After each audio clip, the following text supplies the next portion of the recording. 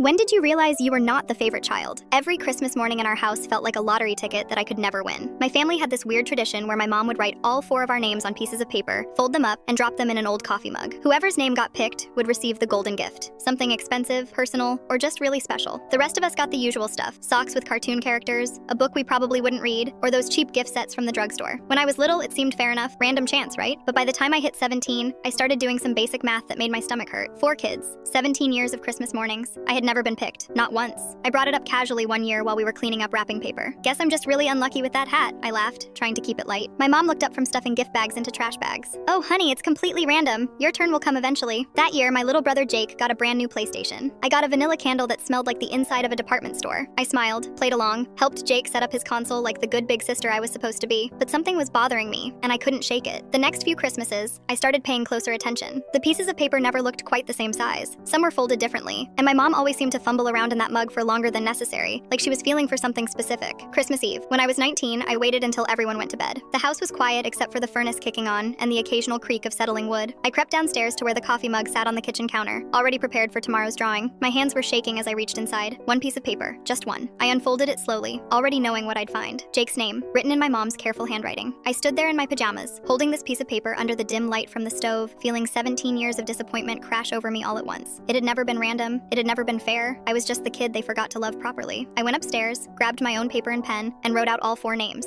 I folded them exactly the same way, made sure they felt identical. Then I went back downstairs and dumped Jake's name in the trash before putting the real lottery in the mug. Christmas morning, I watched my mom's face as she reached into the mug. For the first time ever, she looked confused. She pulled out a name, looked at it, then glanced back at the mug like something was wrong. "Emma," she announced, her voice flat. My siblings cheered. My dad patted my shoulder. Jake looked genuinely happy for me, which somehow made it worse. My mom handed me a small wrapped box with this forced smile that didn't reach her